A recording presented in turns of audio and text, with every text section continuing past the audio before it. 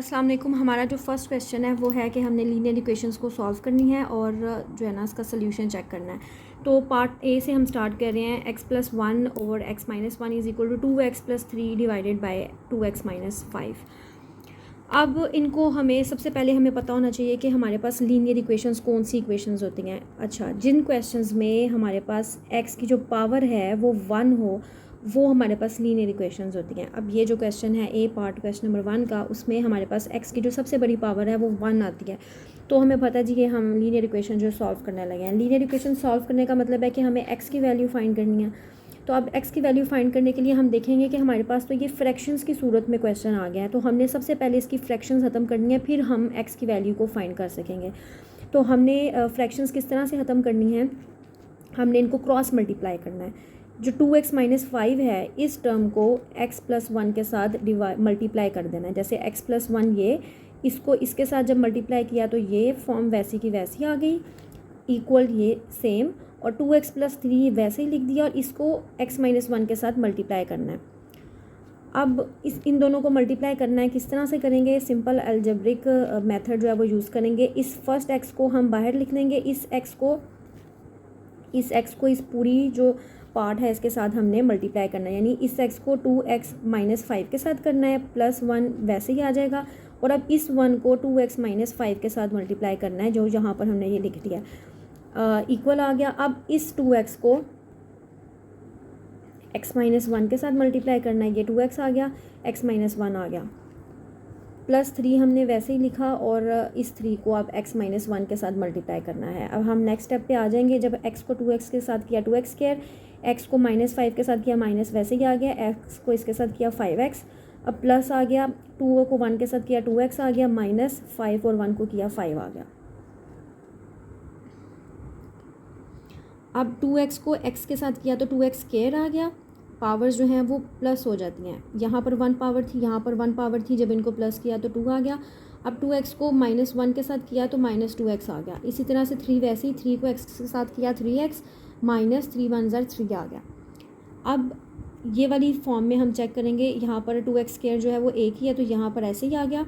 अब ये -5x और +2x को जब हमने किया सॉल्व तो ये -3x -5 वैसे ही इक्वल्स, यहाँ से 2x² आ गया, +3 और -2 किया +x आ गया, -3 वैसे ही आ गया। अब हमने क्या करना है जी, इस साइड से जो सी 2x² और x वाली है ना, अब हमने वेरिएबल्स एक साइड पे ले आने हैं और जो कांस्टेंट है जैसे 5 और 3 जो है वो कांस्टेंट टर्म्स हैं, उनको हमने राइट साइड पे शिफ्ट कर देना है। तो 2x² -3x -5 वहाँ जाके +5 हो गया, और ये 2x जो है ये माइनस में आ गई और ये +x यहाँ पर -x में आ गया। अब हम जो 2x² -2x² कैंसिल हो जाएगा, -3 और -1 जो है वो -4 हो गए और 5 में से 3 निकाला 2 आ गए।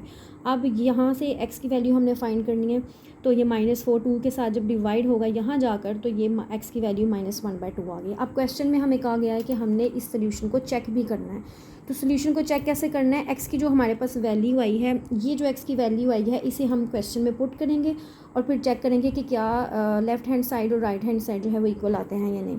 तो अब हम सोल्यूशन को चेक कर रहे हैं। ये हमारे पास क्वेश्चन है, हमने x की जगह पर -1/2 पुट किया है, क्वेश्चन में जिधर जिधर x आया। अब जब इनको हम सॉल्व करेंगे, प्लस माइनस करेंगे, तो हमारे पास -1/3 = -1/3 आएगा। इट मीन्स कि जो क्वेश्चन है इसमें हमने बिल्कुल ठीक सॉल्व किया है इसको और x की वैल्यू बिल्कुल परफेक्ट आई है। अब हमारे पास क्वेश्चन नंबर 1 का बी पार्ट है, जो कि x + 6 और 4 + x - 3 और 5 = 5x - 4/8 है।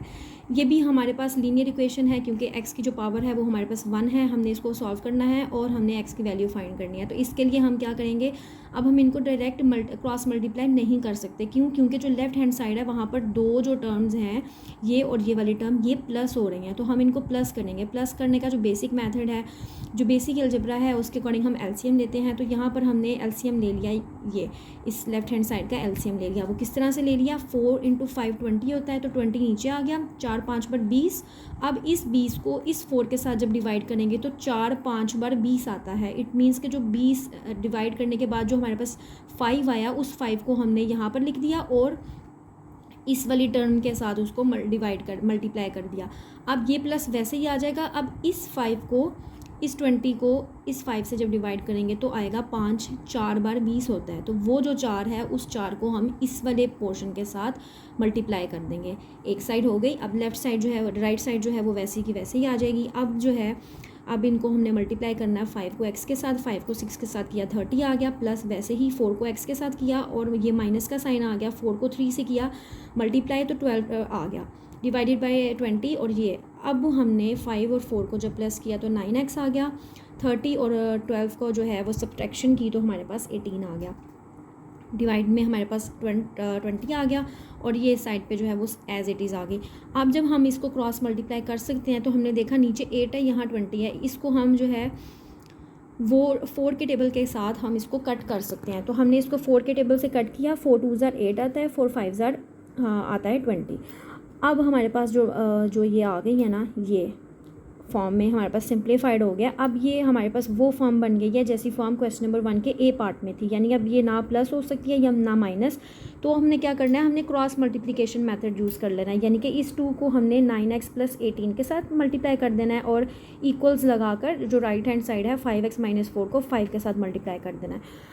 अब जब हमने 2 को ये हमने सिंप्लीफाइड फॉर्म में लिख लिया, लीनियर इक्वेशन सॉल्व कर रहे हैं हम। 2 को 9 के साथ किया तो 18x आ गया, 2 को 18 के साथ किया 36 आ गया।